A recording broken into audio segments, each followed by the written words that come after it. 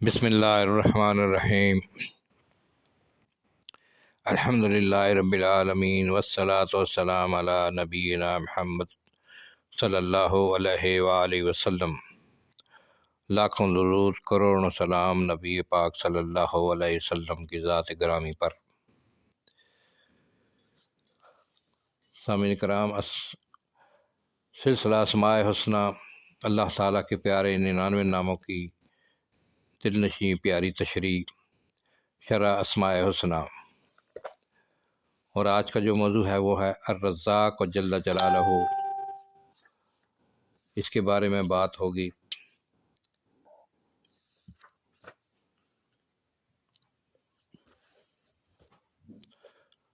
منذ عرفت خالقی ما شککت فی رزقی،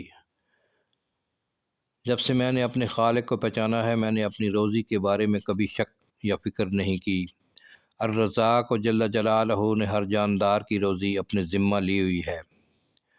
روئے زمین پر چلنے والے جتنے بھی انسان اور حیوان ہیں، چاہے جنگل کے درندے پرندے اور حشرات ارض ہیں یا دریا میں رہنے والا جانور ہیں، سب کو رزق پہنچانے کا ذمہ الرزاق جل جلالہ نے خود لیا ہوا ہے۔ جیسا کہ اللہ جل جلالہ فرماتے ہیں، وَمَا مِن دَابَّةٍ فِي الْأَرْضِ إِلَّا عَلَى اللَّهِ رِزْقُهَا وَيَعْلَمُ مُسْتَقَرَّهَا وَمُسْتَوْدَعَهَا كُلٌّ فِي كِتَابٍ مُبِينٍ۔ ترجمہ: اور کوئی جاندار روئے زمین پر چلنے والا ایسا نہیں کہ اس کی روزی اللہ تعالیٰ کے ذمہ نہ ہو، اور رزق رسانی کے لیے علم کی ضرورت ہوتی ہے۔ ہر ایک کی مستقل رہنے کی جگہ اور عارضی رہنے کی جگہ کو وہ جانتا ہے، اور ہر ایک کو وہاں ہی رزق پہنچاتا ہے۔ اور گو سب چیزیں علم الہی میں ہیں، مگر اس کے ساتھ سب چیزیں کتاب مبین یعنی لوح محفوظ میں بھی منضبط اور درج ہیں۔ الرزاق جل جلالہ کا رزق کا وعدہ۔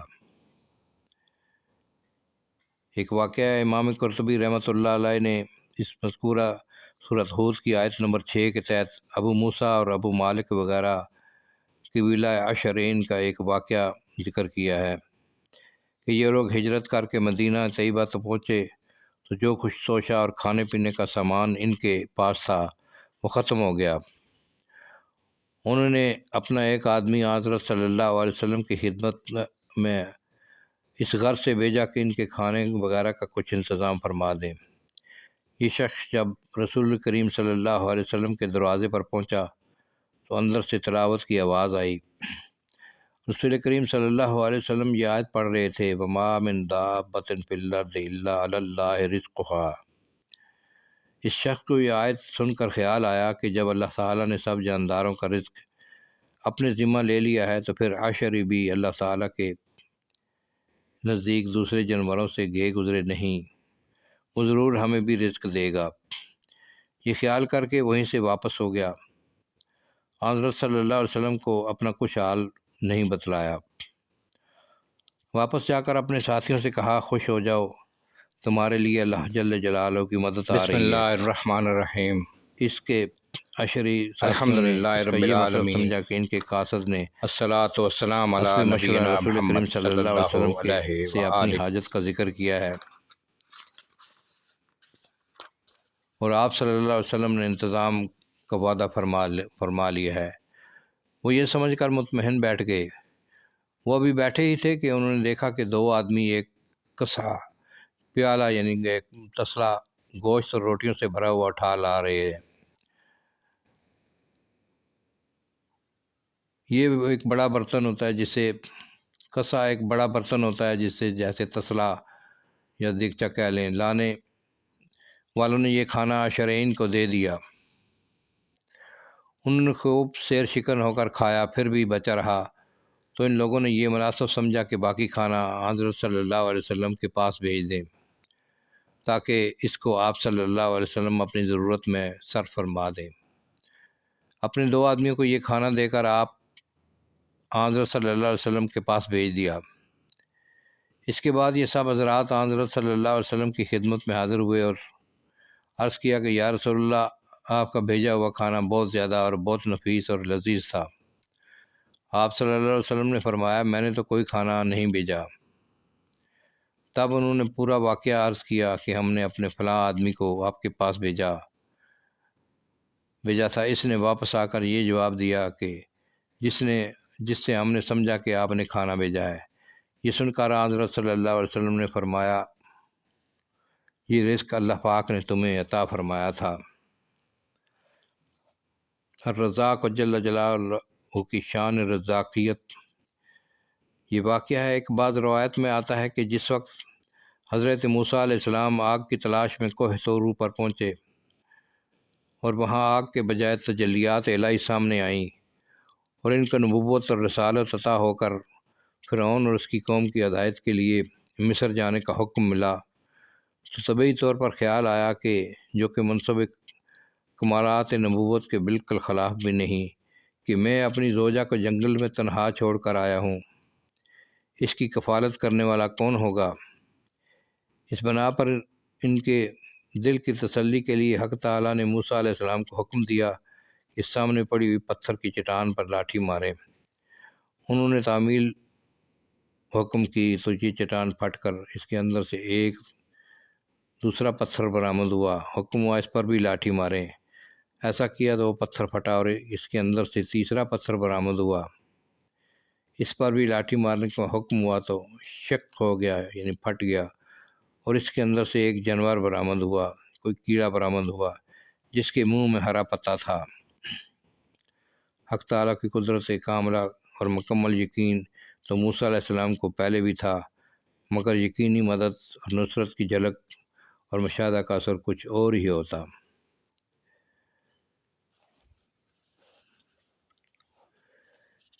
اس طرح کچھ اور بھی واقعات ہیں۔ الرزاق جل جلالہ ایسی جگہ سے رزق دیتے ہیں جہاں سے وہم و گمان میں بھی نہیں ہوتا۔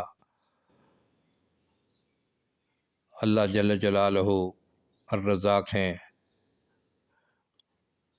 وہ روزی دینے والے بھی ہیں۔ کبھی روزی اسباب کے موافق دیتے ہیں اور کبھی روزی ایسی جگہ سے دیتے ہیں جہاں سے روزی ملنے کا گمان بھی نہیں ہوتا۔ اللہ جل جلالہ قرآن کریم میں فرماتے ہیں وَمَن يَتَّقِ اللَّهَ يَجْعَلْ لَهُ مَخْرَجًا وَيَرْزُقْهُ مِنْ حَيْثُ لَا يَحْتَسِبُ۔ جو شخص اللہ سے ڈرتا ہے اللہ اس کے لیے نجات کی شکل نکال دیتا ہے اور اس کو ایسی جگہ سے رزق پہنچاتا ہے جہاں سے اس کا گمان بھی نہیں ہوتا۔ تقویٰ یعنی گناہوں سے ڈرنے اور بچنے کا اہتمام کرنے، اور گناہ ہو جائے تو فوراً سچی توبہ استغفار کر لینے سے الرزاق جل جلالہ ایسی جگہ سے روزی دیتے ہیں کہ انسان کو وہم گمان بھی نہیں ہوتا۔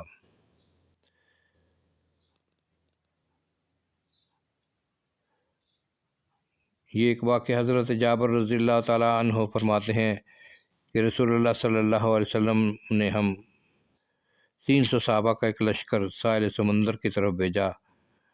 ابو عبیدہ بن جراح رضی اللہ تعالیٰ عنہ کو ہمارا امیر بنایا۔ چنانچہ ہم مدینہ سے چلے، راستے میں توشہ ختم ہو گیا تو ابو عبیدہ رضی اللہ تعالیٰ عنہ نے حکم دیا کہ لشکر کے تمام توشے جمع کیے جائیں۔ چنانچہ تمام توشے جمع کیے، کھجور کے 2 توشے دان بن گئے۔ حضرت ابو عبیدہ رضی اللہ تعالیٰ عنہ ہمیں ان میں سے تھوڑا تھوڑا روز دیتے رہے، پھر یہ توشے دان بھی ختم ہو گئے اور ہمیں روزانہ صرف 1 کھجور ملنے لگی۔ راوی نے حضرت جابر رضی اللہ تعالیٰ عنہ کے شاگرد نے کہا کہ 1 کھجور پر کیسے گزارا ہوتا ہوگا؟ حضرت جابر رضی اللہ تعالیٰ عنہ نے فرمایا اس کی قدر اس وقت معلوم ہوئی جب وہ ایک کھجور بھی ملنی بند ہو گئی۔ پھر ہم جب ساحل سمندر پر پہنچے تو وہاں چھوٹے پہاڑ جتنی اونچی ایک مچھلی ملی جس کے گوشت کو سارا لشکر 18 دن تک کھاتا رہا۔ دوسری روایت سے معلوم ہوتا ہے کہ بعض صحابہ رضی اللہ تعالیٰ عنہ 1 ماہ تک کھاتے رہے۔ پھر ابو عبیدہ رضی اللہ تعالیٰ عنہ کے فرمانے پر اس مچھلی کے 2 کانٹے کھڑے کیے گئے اور ایک اونٹنی پر کجاوا رکھا گیا۔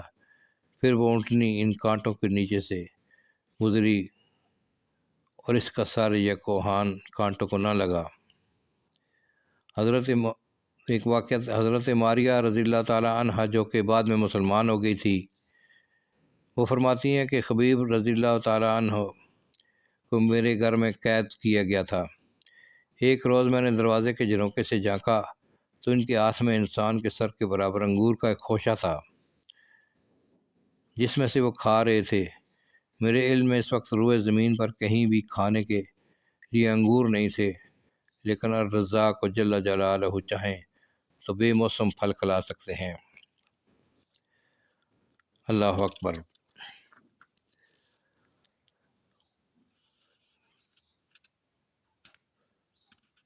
وہ پتھر میں کیڑے کو بھی رزق دیتا ہے، وہ ہر جاندار چیز جو اس نے پیدا کی ہے اس کے رزق کا اس نے ذمہ لیا ہوا ہے۔ نبی اکرم صلی اللہ علیہ وسلم فرماتے ہیں جو شخص بھوکا ہو یا حاجت مند ہو اور وہ لوگوں سے اپنی حاجت کو پوشیدہ رکھے تو اللہ تعالیٰ پر بوجہ اس کے لطف و کرم کے یہ حق ہے کہ اس کو 1 سال کی روزی حلال مال سے عطا فرمائے۔ الحمدللہ، الرزاق جل جلالہ، یہ بہت سے واقعات ہیں، بہت سے بیان ہیں۔ میں آج کی ویڈیو یہیں پر ختم کرتا ہوں۔ انشاءاللہ اس سے اگلی ویڈیو میں اور بیان ہوگا اس بارے میں۔ چینل کو سبسکرائب کر لیں تاکہ ملنے والی تمام ویڈیو آپ کو ملتی رہے۔ السلام علیکم ورحمۃ اللہ وبرکاتہ۔